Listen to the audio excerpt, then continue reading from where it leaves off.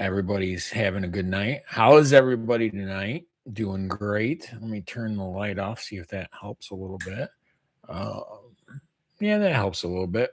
So, how's everybody? We're going live tonight because I've got this is one of the last videos of the basics I'm doing. I'm trying to get everything the basics all set on paper and on video so we can so everybody can refer to it and go back to it, and you can take this and rinse and repeat it 100 times if you want to. So let me share my screen, and I'll get the right screen this time. As last time we had like 900 Larrys, which was kind of cool, but I know some people in the world right now that shudder at the thought of 900 Larrys, which I am not one of them because I happen to enjoy the ability to get a lot of stuff done.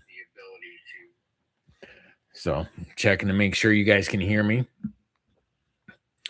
So, what I'm doing tonight is the stabilization part of the 9-unit closing that we're doing, and I have to tell you that I had a conversation with a couple of different people, but the closing actually got delayed from Friday because things pop up, things happen, and there's a lot of moving parts involved in real estate. So, you just gotta keep an eye on it and know that when things frustrate you and things compound against you, that's the time when you can get get going. I mean, when the going gets tough, the tough gets going is a real thing. And it could be a situation where you have everything lined up, everything is good to go, and one little thing happens and you end up not closing, so you delay it. But the closing, we're working on getting it back on track, and I think everything is going to be squared away by the end of this week. So I'm trying to get my camera here. I'm the camera's oh, there it is. All right, perfect. All right, here we are. So I hope everybody's having a great night. And can you hear me? When we get into the nitty gritty of this, I want to make sure that everybody can hear me because this is some very valuable stuff. And we're actually going to look at a property coming up on Thursday, and I'm going to do a long video for that, maybe a live out on site. So this should be one of the last ones that we have to do in person in my office. But you never know. I'm reserving the right to go back to this kind of thing because I may have missed something, or I may get questions from people that want to know just different things that I missed. So hopefully everybody's doing good tonight, and I'm firing on all cylinders. I did a TikTok live the other day. That worked out pretty cool. I'm going to go live on Instagram tomorrow, and then we're going to see how that goes. And hopefully that all works out well. And then I'm going to do another TikTok live and have at it. So just wanted to see if everybody can hear. And I'm got a big following over in the Philippines also. And they just messaged me. I just wanted to Linvy, one of the valuable members of my team, she is letting me know that she is there ready to listen to knowledge. So, all right. Well, I'm going to jump right into it. You guys, this is the fun part. All right, there's Roy. Hey, Roy, how's it going, my friend? Roy has been a big supporter of mine. Roy and I go back a long time. Roy is a fellow trucker that I trucked with, and he is my brother from another mother down in Orlando. So, Roy, I appreciate you jumping in here, man. And you're looking good, my man. So, All right, the 9 unit that closed, or we're gonna pretend at this point it's closed because there's not in the real world there's delays, but in Larry's world there's no delays. So we're gonna jump in and do the the stabilization process because the rents are under market value, and that's what I look for when I'm looking for a property. I'm trying to find a property that the market rents are below, or the rents are below market. So there's room to increase the value of a property.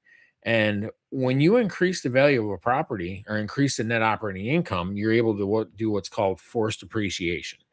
And forced appreciation is you actually have control over the value of a property based on the cap rate, based on the net operating income, and there's a formula that I'll discuss later on. But let me get started on the PowerPoint presentation because you know I want you guys to do this. So we're fixing up a real nine unit property that we're purchasing in Scottsville. Okay, we got it under contract from one of my friends that drives truck, and barring this minor delay that we've faced, we're going to be closing on that this week. So but the first thing you do after the last live that I did, it tells you day one operations. You go in, you introduce yourself to the tenants, and you do all the stuff. Watch last week's because, hey, there's Linvy. How are you, Linvy? Very valuable member of the team right there. Always sharing out our videos and always just got her own play button that we sent to her because she's a big reason why we have such a avid following in the Philippines and over in Asia. So thank you for all of your help there. You're spectacular. So thanks, Lindsay. Um, but last Go back and watch the last video. I talked to you about day one. So you got to go in and you have to assess all the stuff that you're going to be making changes on for stabilizing. And one of the big things that you have to do is make sure that you're making decisions, or you go in there with some sort of a blueprint, because the blueprint is actually what you need to have, and you have to have a playbook. So what I would say at this point, I'm going to go over the playbook, but if you want to, down in the comments type playbook, comment playbook, and I'll send you the checklist, everything that I'm talking about here, because you guys, this is the go time. This is where the real money is made, is right here in the stabilization. Everything else, you do your underwriting, you do all that. It's all important to find a good deal, but the stabilization is actually the implementing the playbook. That's where real greatness happens, is in this process right here, because you guys, I mean, if we it does us no good if we sit here and have this process, have this plan, this playbook, and we don't implement it. What's the point of not implementing it? So you guys have to go through the playbook and you have to implement that. So the goal of this is to increase the value of the property. You want stable income, and you want to increase the value of the property, because the higher the value of this property, the more you're able to BRRRR it, which is buy, rehab, renovate, rent and refinance. So you're trying to pull value out. So if you have a property that you add $10,000 to the net operating income, that at a 7% cap rate, that adds approximately $142,000 in value to the property. And that's on commercial property too. So you're looking at the larger the property, the more options and more opportunity you have to do this. And when you do when you do increase the value of the net operating income, great things happen, and banks and finance companies will allow you to pull that $142,000 out, and send it somewhere else. Coincidentally, if you increase it to $20,000 for the net operating income, then you're going to double that 142 to 284, and so on and so forth at a 7% cap rate. So you got to know what your cap rate is. And I'll put down later on what the formula is for cap rate. Um, so this property that we're going into right now is basically basically what we had to do is you got to go in and you have to triage this, you have to stabilize it, and you have to add value. There's no hype. It's not it's not something that not something that you're gonna, well, I mean, hype it up. There's no glamour. This is the nitty-gritty work. This is the rolling up your sleeves. This is the getting in there, and this is the getting dirty, fixing it, painting stuff, um, fixing electrical, fixing plumbing. It's the non-glamorous hard work that you need to do. That's going to be where all of the value comes from.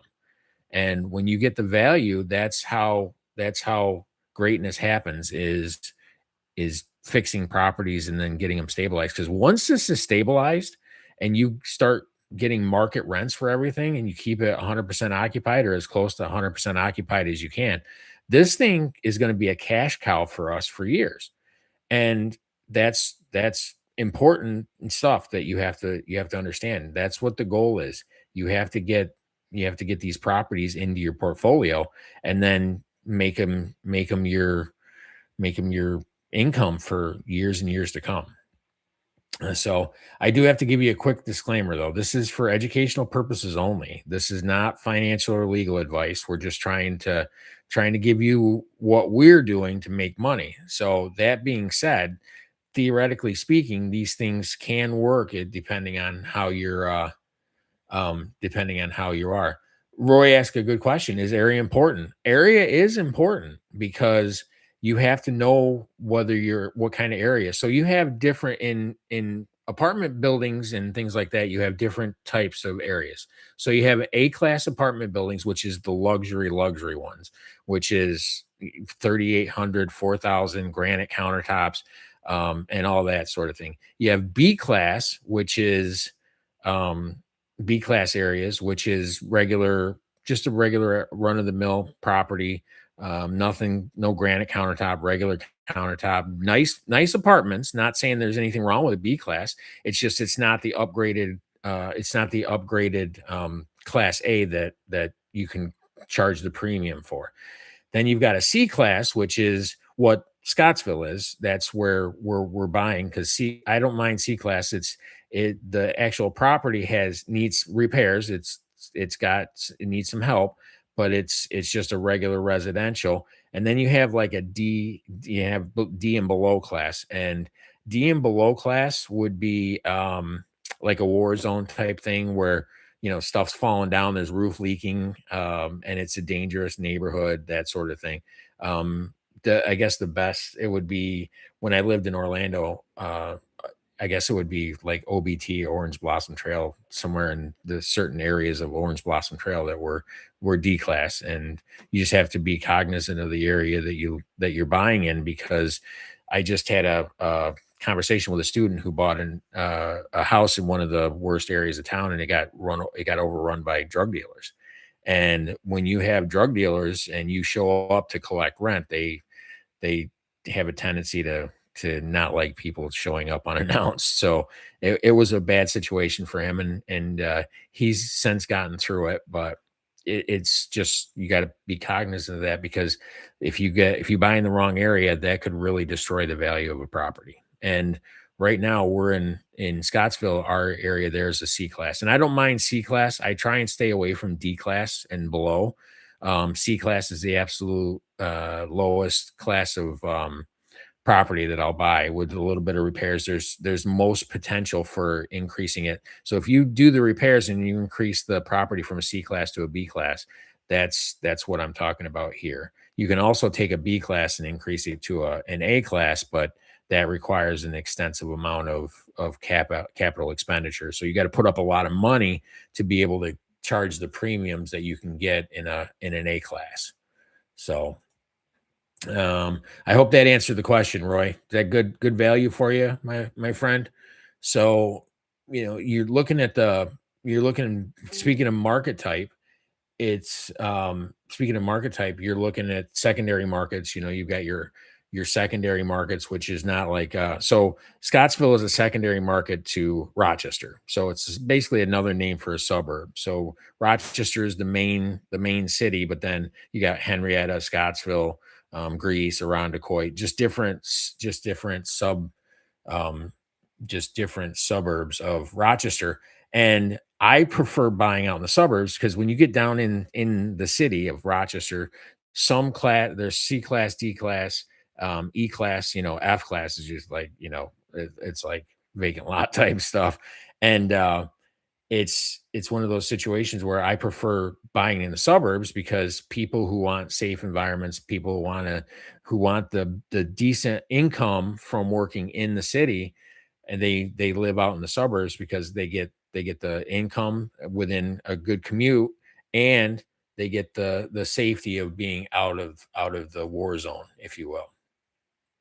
So um yeah. So, and if you guys, I mean, if there's anybody on here, and after this goes on to YouTube, if anybody out there has units or you got a market and you want to know what, you want to comment down below, let me know what your biggest headaches are, and I can try and help address some of your concerns, because it's important that you find advice. If you run into a situation that you don't understand, especially when you're stabilizing a property, then you guys have to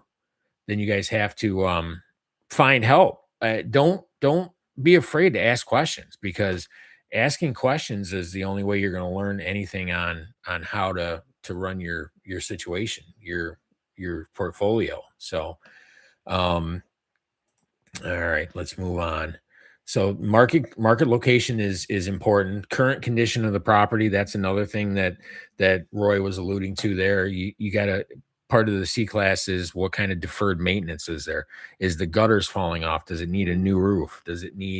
Um does it need new siding? Is the basement wall caving in? These are all stuff that you should have addressed and found out before you took over, and then it should be on your list of items that you need to correct, because you've got to you've got to sit there and sit and fix it. I mean, people don't want to live in a property that is leaking into the through the roof into the house, and it's big. You got to cover these people and make sure that they're living in a safe environment.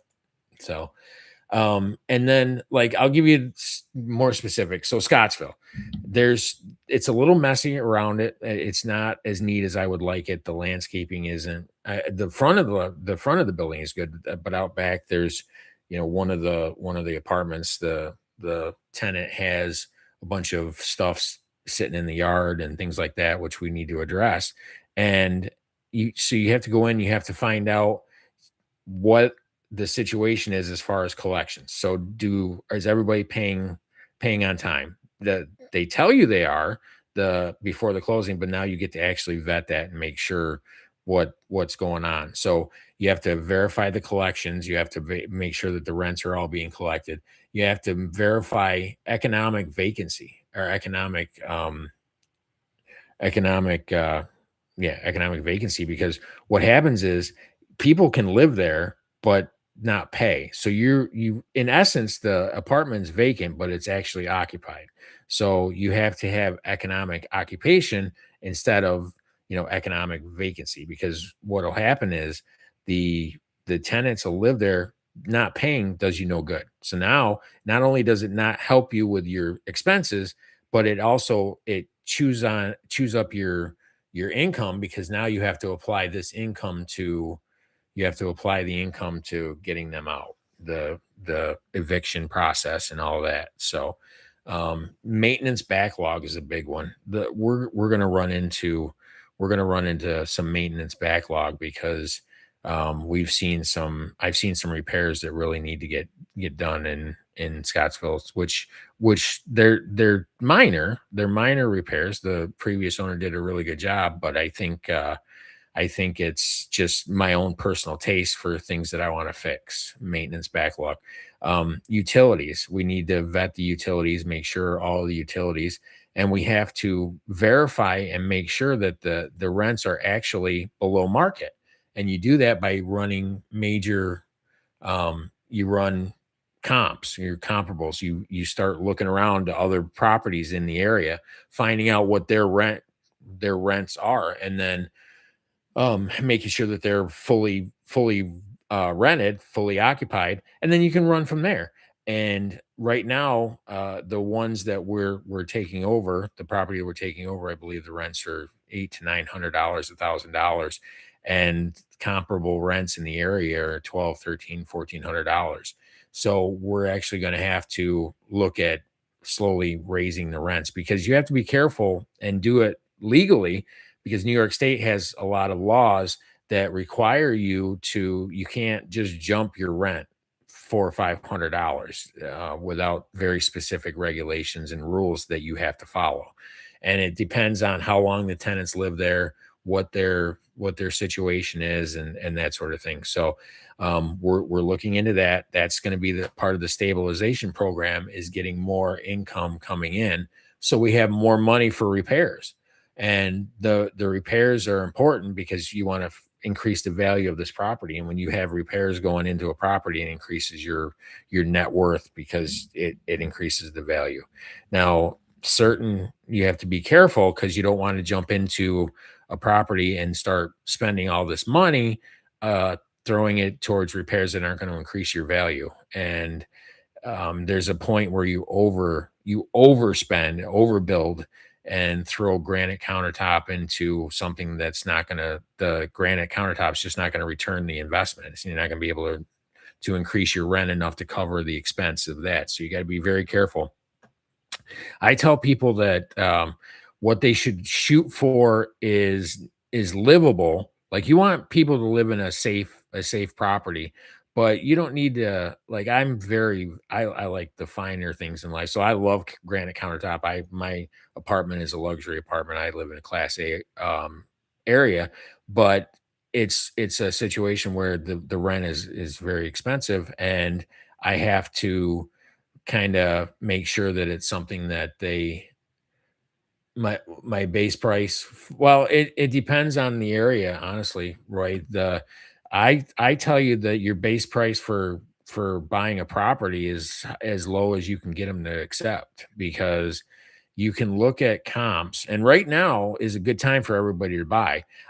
Last year we were in a seller's market. So what a seller's market is, Roy, is a seller's market is more sellers, or excuse me, yeah, no, yeah, more buyers than sellers. So these sellers were able to command a premium. They've got one house for every 10 or 12 buyers. So there was huge bidding wars that would happen. And people periodically, for the last 10 years, really, people would buy properties 10, 20, $30,000 above asking price. So there was a bidding war.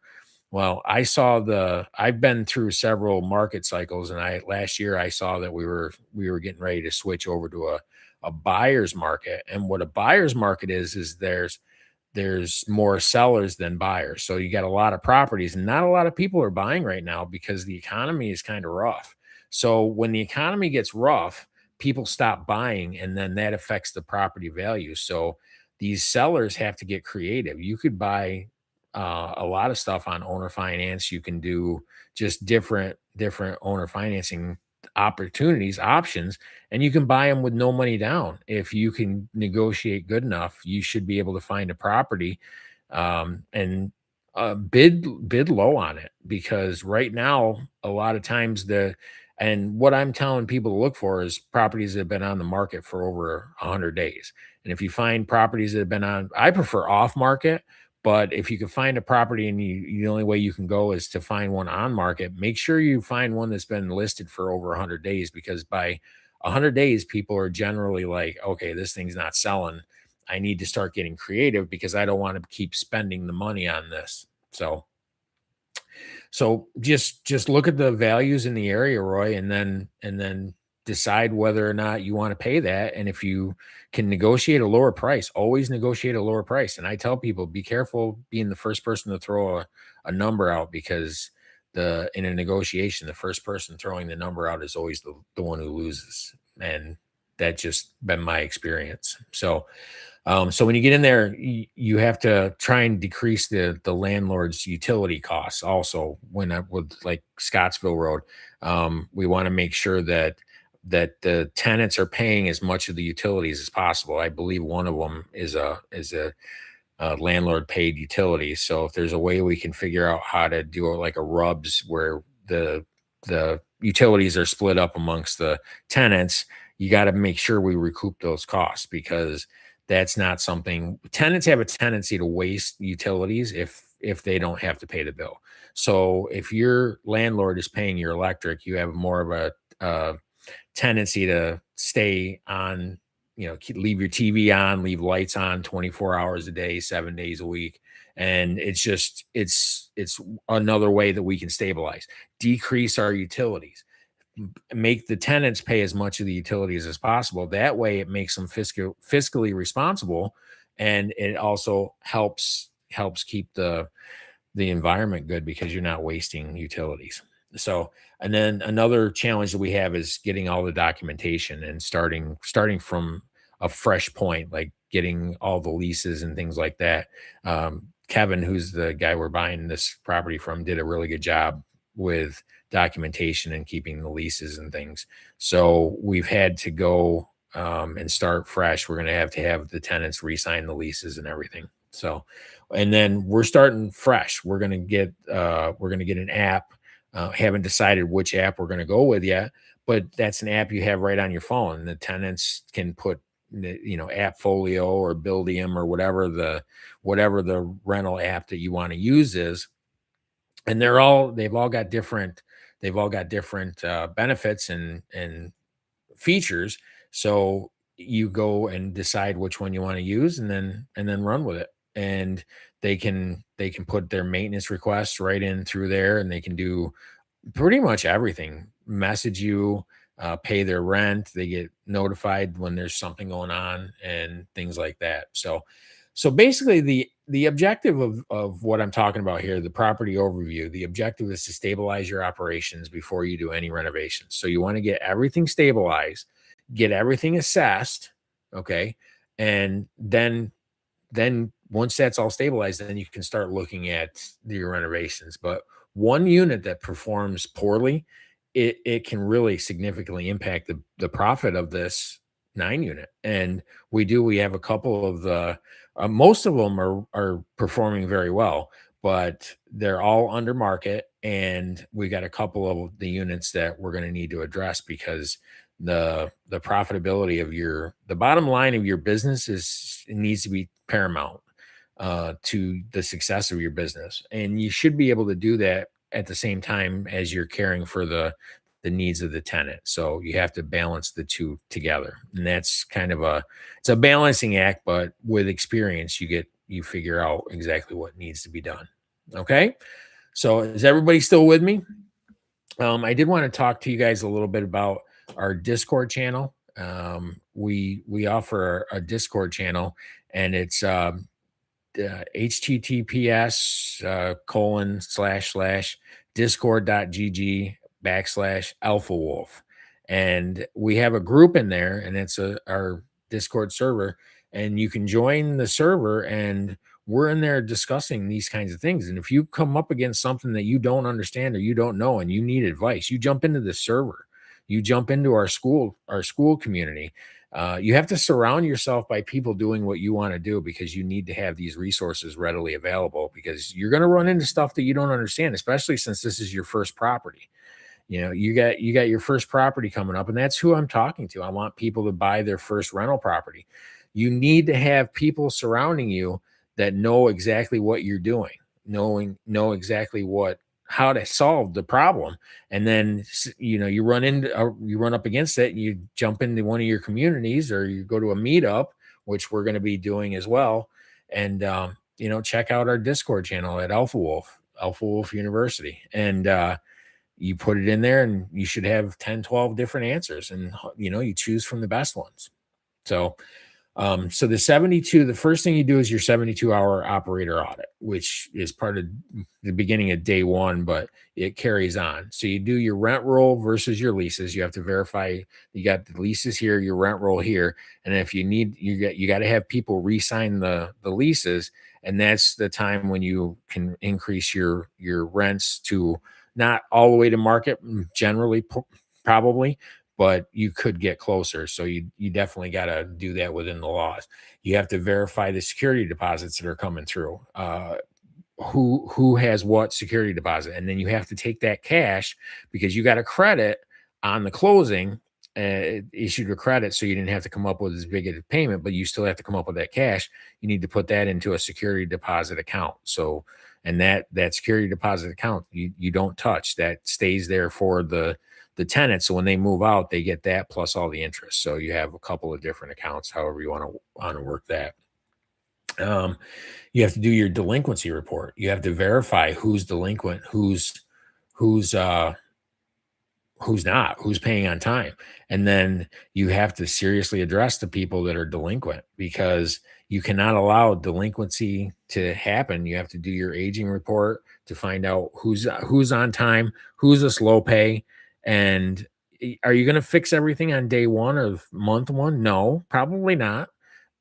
I just don't want you to get frustrated when you can't fix it right out of the gate because people are um, people are going to do whatever they need to do to get you to pay your rent on time, but there people are funny like that. Like if they're late pay or slow pay, it takes a while to get them onto that, and there's always a chance that they can revert back to it. So you got to implement fines, you got to implement late fees, you have to implement easier ways to make them pay. The app is a big one, so and set it up on automatic payments, things like that. You know, and once you get all that figured out, hopefully people start paying on time and then your delinquency report will go down because every day that you don't get paid is a lost ability for you to use that money for repairs or income or down payments on other properties. That's your money. That's your income. So you have to get a firm grasp on your income because nobody else is going to care about your money like you do. So you better get your ass in there and you better figure out who's paying on time, who's paying what, and then try and motivate them to get everybody to 100% on time payments. That's the key. That's the goal right there. And so you have to make sure you dot all the i's and cross all the t's on your lease documentation. You have to do your get all your paperwork lined up, get it all squared away, get it set in there. Everybody has their own files. You should have done that on day one. Had the leases all squared away. Verify the rents, whatever the rent increase you got, put that in their files. You got to get in and do unit inspections because you want a baseline starting point of every single unit. So when you go on day one and tour the units, you should probably record them, take pictures of them, and then those pictures go into the file. So when somebody moves out, the day that they move out, this is what the apartment looked like the day that I took possession of this property. This is what it looks like today. These are the damages, and this is going to be subtracted out of your security deposit. You have to document the house when you first take over. You got to take pictures of every room, take pictures of any problems, take pictures, take pictures, take pictures. The more pictures you have, the video, the pictures, everything, you got to document that because when they move out, if there's a problem and you can prove it, that comes right off of their security deposit. You don't give them a security deposit back. You take that, and the security deposit is there to make sure that you're protected. So your repairs that need to happen and your property is taken care of so you don't lose out when they leave or if they do damage on things. All right. So is there any questions on that? All right, everything's going good there. Linby, everybody's doing good. Okay. I'm going to move on then because this actually is interesting stuff to me. I hope you guys are enjoying this because I'm loving talking about it because in my mind when I'm talking about these steps, I can list 10 different scenarios I've had to go through on each one of these. I've had situations where you go and inspect photos and the the lease doesn't say anything. They don't have cats or dogs in the lease, and you show up and it's like there's 2 dogs and a cat, which if somebody has 2 dogs and a cat in their property, then you have to charge them a pet fee because inevitably when cats and dogs leave a property, there's a higher chance that there's going to be damage on the property. There's going to be urine smell, things like that. So once you get the photos documented, that all goes into their file. So you start apartment A, apartment B, apartment one, apartment two, however you number your apartments or label them, you have to start each file. Um, like I said, you're verifying the utility usage, and you're coming up with different ways to preserve your utilities, like motion sensor lights, so the light turns off when nobody's moving, instead of leaving the light on 24/7 in certain non-specific or non like communal areas. The basement. People can go into the basement and then leave the lights on. You want to make sure that kind of thing doesn't happen. So um, vendor contracts. This is another big one. You have to find out what contracts vendors have and then renegotiate them because you can save money. Generally speaking, you're the new owner, so you have absolute control over what you spend in your property. And then you just got to make sure that if hopefully they didn't sign a contract that locks you in for 20 years on something ridiculous, but there's a chance that could happen. But you can always retrade your contracts and get them to reduce your costs so you can save money. That increases every time you reduce your cost, you're increasing your profitability.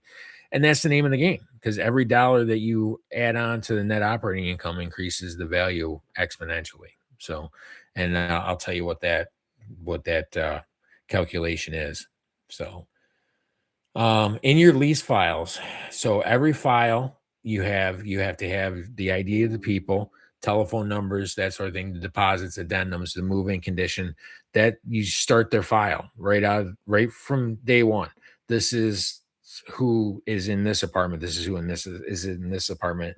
And I can show you right here behind me, I've got a filing cabinet. I'll open it up.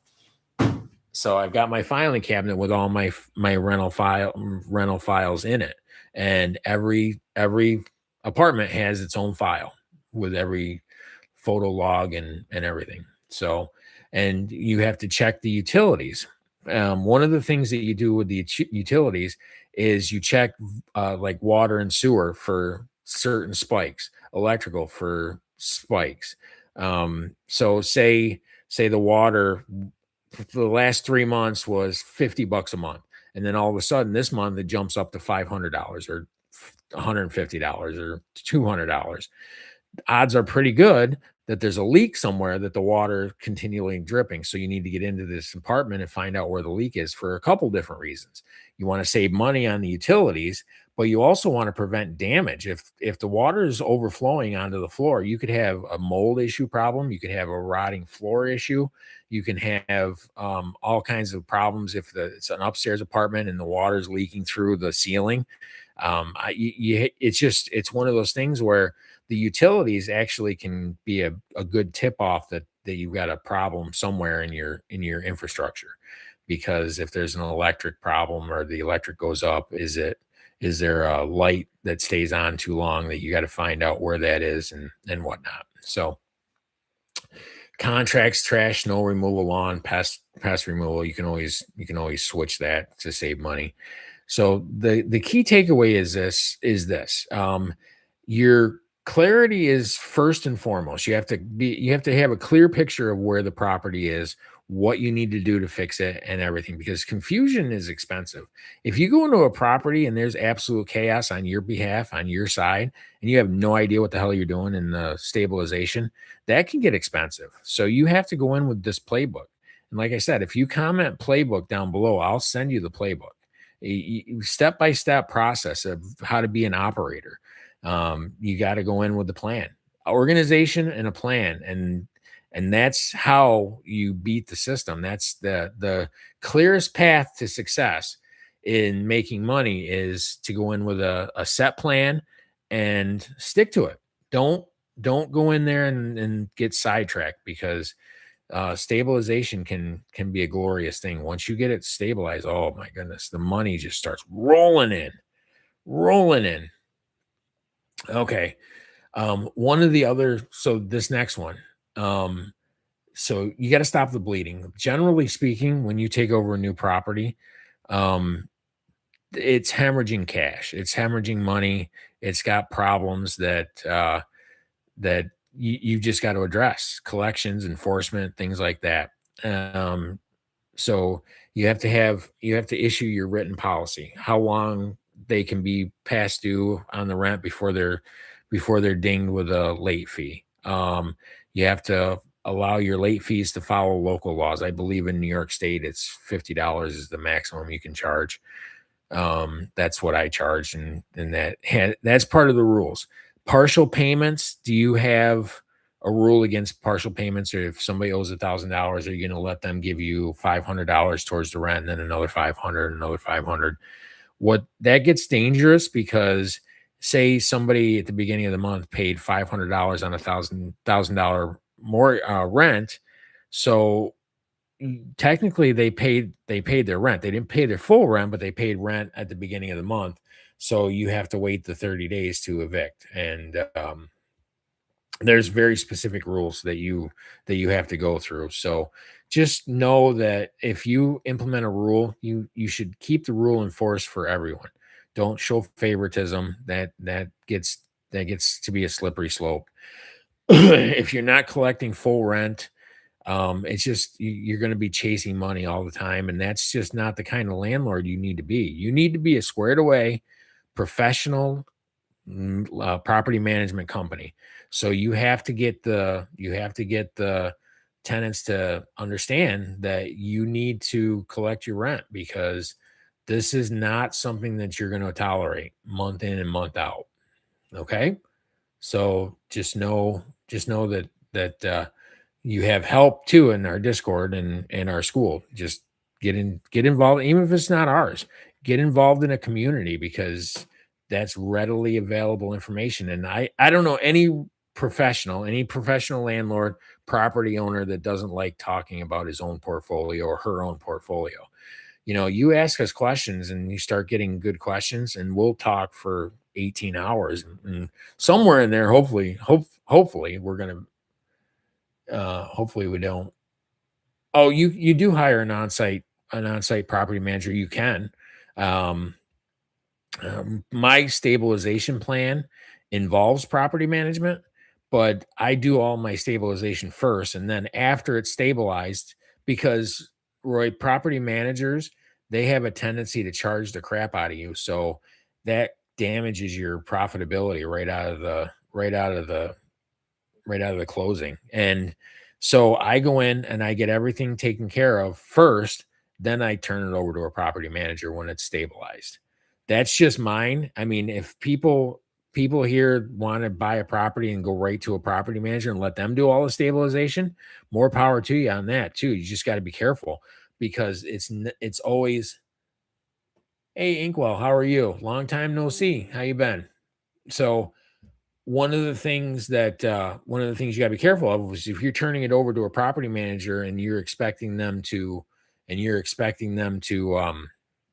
jump right in on fixing it up, you have to it's not passive at that point. You just gotta make sure you're keeping an eye on your expenses because, they'll go in and overbuild this and overstabilize it, and you just gotta be careful because property management, I've had some pretty bad horror stories that of people that I've talked to, and I've had my own horror stories I've told before about property managers trying to charge me $75 to change a light bulb, and I just added it into the lease and went from there. So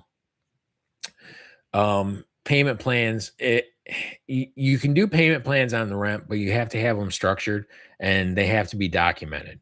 And you have to make them live up to the payment plan. If they're gonna get caught up on rent and make payments, then hey Matt, doing good this morning. How are you today, sir? Living the dream today, my friend. Loving real estate. Hopefully you guys are all here and ready to buy your properties and stabilize these bad boys because there's a lot of money involved. There's a lot of money potential. So, um, but the payment plans, you got to make sure they stick to the payment plans. Right now, Matt and Inkwell, we're talking about the stabilization process. The last couple of lives I did was on day one after the closing, how to get to the closing, the deal. And I'm just trying to get through the basics so everybody can reference these. And then that's when we're going to really start having fun and touring properties.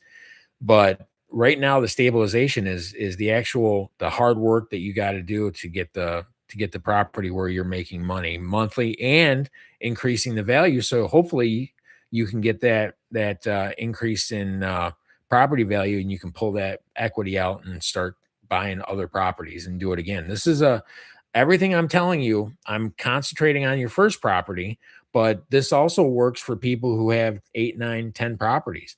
You can rinse and repeat this over and over and over again until you're a quadruple billionaire and you're giving Elon Musk a run for his money. He's looking in the rearview mirror and he's thinking that we're all coming for him. It depends, Roy, on how bad the property is, how much deferred maintenance there was. I try and make sure that I have a property stabilized usually within 90 days. That's my goal. Obviously, if I could get it stabilized in 30 days, but the problem I have in New York is you have laws that you have to abide by. So you can only increase the rent so much. You can only do so much stabilizing, if you will, to get it to where it's above market rents now. But 90 days for me is my goal whenever I set in. So we're closing this 9 unit, the goal to have this stabilized by the end of the year. So just to answer your question, 90 days is a pretty good estimation, a pretty good indication of how long it should take.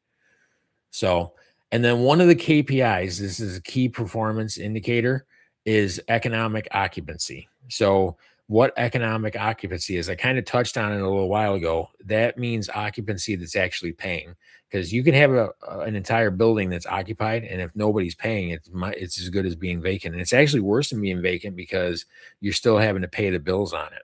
So, um, but if you guys want to know what the letters and the template that we send to tenants every time we take over a property, just type in script down on the comments and we'll send you that as well. So we'll send you the script of what we use. This is, I'm Arctic Wolf Enterprises, and we just bought this property starting here. Here's the expectations, and we're looking forward to having a long and prosperous relationship with you, that kind of thing.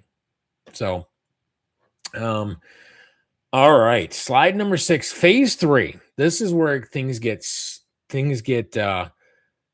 interesting, because this is where the excitement starts happening. So, one of the things that we want to look at, there's some priorities for triaging things. Okay, so you have to triage, and triage means assessing the problems and going forward with fixing them. So you obviously want it, the more emergent or the bigger problems you have to address first, because they're more serious. And if you let them go longer, they could cause the most damage and they could cost you the most amount of money. So, you have life and safety. If you have problems when you take over, if you walk into a closing or after a closing and you're going up a set of stairs and it feels like the stairs are going to cave in and somebody's going to be 10 feet in the air, and the deck's going to fall off the building, or whatever windows are going to fall out or doors are going to drop, or you walk into a bedroom like this and there's a big piece of drywall hanging by a thread that's going to fall down and club somebody on the head. That's the kind of triage things you want to look for. You're looking for this kind of thing because you need to get the immediate life and safety problems taken care of. Water intrusion is also a big one. You got to look for water intrusion. If you're seeing leaks in the roof or leaks in the ceilings, go up, and you should have already gone up into the basement. And generally, I recommend having a property inspection done. I usually do my own property inspections because I'm skilled at property inspections. So that's one of the things you need to do, and you should have already had somebody already telling you that there's water infiltration. So if you have water intrusion, infiltration, you need to address that because water is some of the nastiest stuff. I mean, it's good. I love water. Don't get me wrong, it cleans a lot. But if you have water mixing with things that it shouldn't be mixed with, oh, it's some of the nastiest stuff that you can have. You're gonna rot joists, you're gonna have mold buildup. It causes water infiltration, and water intrusion is one of the biggest enemies of a landlord or a property owner that you can get. And anybody that owns their own property, even if it's not a rental property, you guys know water, you got to stop water from leaking anywhere. Okay. Couple of other things, heat and hot water, those are biggies. Um, the exterior envelope, you've got the exterior of your property is a solid, like it's a, I call it a shield, if you will, but it protects the inside. So you need to address siding problems, roofing problems, soffit problems, um, basement wall problems. Like you need gutters because a couple of the properties that we've looked at, if there's no gutters on the property, the water comes right off of the eaves, goes into the basement, and then especially in New York, that water sits there on the basement wall and it freezes and thaws with wintertime, spring, summer. And over time, that freezing and thawing of the water that falls without gutters into the ground by the basement wall can cave the basement wall in and it deteriorates your basement wall. And if your footers in your basement wall is in trouble, then the entire structure of the property is in jeopardy and you need to fix that. So if you have a property that has no gutters, your priority needs to be getting gutters on these properties because that's a big no-no. Properties without gutters can be cause real problems. But so you take care of the exterior envelope, roofing, and things like that. So the process to get the everything fixed, you have to come up with the scope of the repairs that you need to do. You have to figure out the materials. You have to figure out the labor. You have to take photos of the repairs before and after. That way, you have documented for well posterity's sake, number one, but also so you can show if you decide to flip it or sell it later on. This is the work that you did, and these are the repairs that were done. And then you have to find out if the invoice is tied to a certain unit. That way you can determine the profitability of each unit. So if you have a leak in the roof in unit one, then the repair comes in and you fix the drywall in unit one.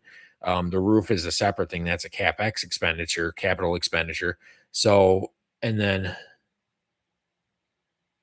Oh, you're welcome, Linby. Sorry about that. Didn't mean to scare you, but water has a tendency to run into the basement and cause real problems. So, but if you have drywall that gets repaired, any repairs in an apartment, number one, number two, number three, number four, you always want to tie it to that apartment, so that way you know what's been done where, and you can factor in and calculate the profitability per apartment.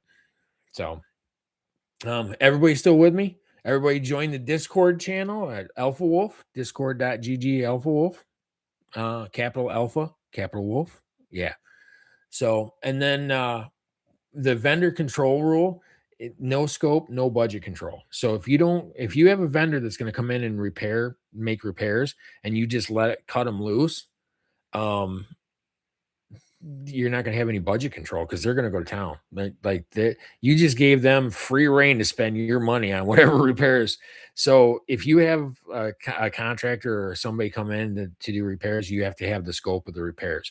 So no scope means no budget control, means mucho dollars. So mucho dineros. So you had to make sure that you guys are not letting people just go willy-nilly and do the repairs. You have to give them a scope of property. And I'm a contractor as well. I have my own construction company, and we're trying to vertically integrate my company. That means so vertical integration is owning every part of it. So you own the property management, you own the property, you own the construction aspect of it. If I could buy a lumber yard, I would buy the lumber yard so then I can own the supply side of it as well. But I'm not there yet. Um, so then you got phase number four. We've already reviewed the utilities, the insurance, the repairs and maintenance, the contracts. So some quick wins in that area. The expense control is if you're able to rebid contracts and save yourself some money. You look for the utilities, the leak checks, fix those leaks. And then the next month, you have to go back and follow up and audit it again because you want to make sure that the leak was taken care of. So if you find that there's a small leak in water and you're paying $150 when your normal bill's 50 and you make a repair on that leak and you go back the next month and it went back down to $50, then that's a big win. That's saving you money. So that's a quick win. Then you got to set up your preventive maintenance calendar. Once you get all these repairs done, the deferred maintenance, you have to actually schedule the maintenance so you don't forget to do it because deferred maintenance means you don't get to it. You just don't get to it. And if you don't get to maintenance, that's the definition of deferred maintenance. Stuff's going to break and then you're going to not fix it. And then in the long run, if you don't stay on top of this stuff as it gets broken, it's going to cost you an arm and a leg later on. And you don't want that. You want to take care of it as it pops up. Okay. Um, and then basically the principle that I use is I cut waste and not quality. So I don't want to skimp on the quality of the workmanship, but I want to minimize the waste. So if a contractor's doing work for me, they better damn well make sure that they're not wasting my money. They better make sure that they measure twice and cut once because I definitely don't want to be spending money on throwing good money against bad stuff because waste not, want not is how I've always run my company. And that, like I said, I have my own construction, my own contractors that does the repairs on my buildings, and they take care of not wasting anything, and they're very good at it. My son Peter runs his own crew, and Peter's gotten very, very good at not wasting money. He's very he's doing a siding job right now for us. And the siding job, he's sending me pictures. He's like, I'm reusing the every little. He sent me a little picture of just a piece of siding, like soffit that big, and he said, "That's the only piece of waste I've had on the soffit." And it's a point of pride for him.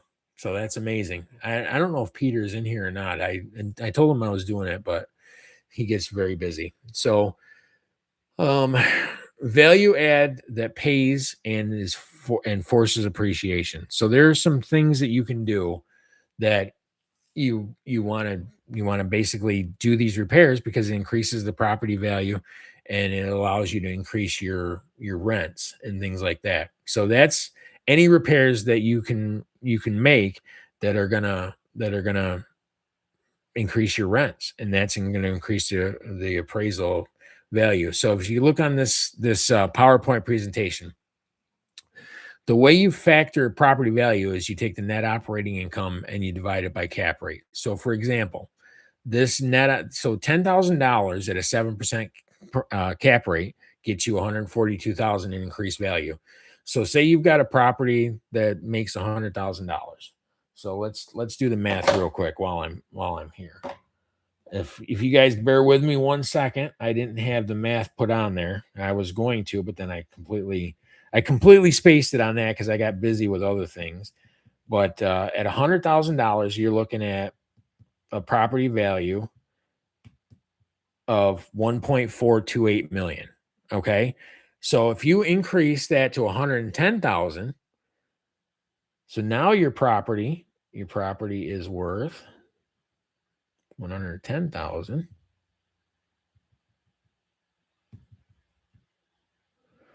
That's the net operating income. We were at 100 at 1.4 million. Now we're at 110 divided by 0.07 cap rate. So now you're at 1.571. So you just increased your property value by 142,000, and all you had to do was add 10,000 of net income. I mean, that's amazing. You can turn around and pull that $142,000 in equity right out of it and use that for another down payment on a property. So, this is big. You can rewatch this, and that's the formula right there. It says net operating income divided by cap rate equals your estimated added value. That's powerful. That's powerful because that's legally gaming the system, if you will. Because it's like, say you're able to go to buy AT&T stock, and then you things you do on AT&T stock. And I know it's cool as hell, Roy. It really is. So that the way that is, say you buy AT&T stock, you can spend 10 bucks and the AT&T stock blows up to $1,000 a share. That's basically what you're doing. That's what this is, but it's on real estate. So that's very powerful. That gives you the most amount of control over your money than any vehicle that I've ever had. Any investment vehicle I've ever done. That's why I love this so much, because the first thing you do is you start looking, you get in there and you stabilize it. You look for ways to increase your net operating income, find out what the cap rate is in the area, and then use this formula right here, and it'll tell you exactly what the value of the property is and how much money you've just made. And in 90 days, I mean, if you add 20,000 in 90 days, you just made $282,000 in value. That's 2 years salary or more for a lot of people. Roy, you know, you and I were truckers, man. You know, we make good money. So that's at least 1.5 years of what we make. So, um, but then just know that this is the game. This is Monopoly in real life, and it's life-changing, life-altering stuff that I'm offering here. So just pay attention, get something, and the forced appreciation happens on commercial. I do have to tell you that. So 5 units and above is where the forced appreciation. 4 units and below, they deal with comps because that's considered residential. So you're looking for 5 units and up to get that forced appreciation. Just to clarify how that is. So um so basically, as a quick recap, you got to audit the property, all the stuff, do the collections, get your rent coming back in, get it stabilized, do deferred maintenance, triage it, figure out what maintenance, control your expenses, implement your systems, and then figure out how much money you just added in value with the cap rate. That's the game. Rinse and repeat what I just told you. Buy property, close on it day one, stabilize, rinse and repeat. Okay?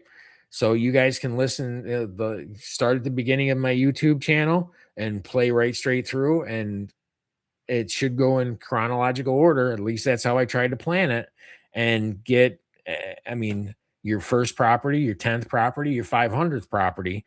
The information that I gave you is very, very repeatable. Okay.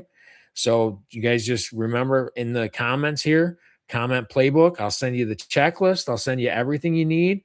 If you comment script, I'll send you the tenant script, the letter that we use for the tenants. I'm an open book. I'm here for you guys. Reach out to me. Join the Discord. I'm in the Discord channel, the Discord server all the time. It's discord.gg/alpha wolf.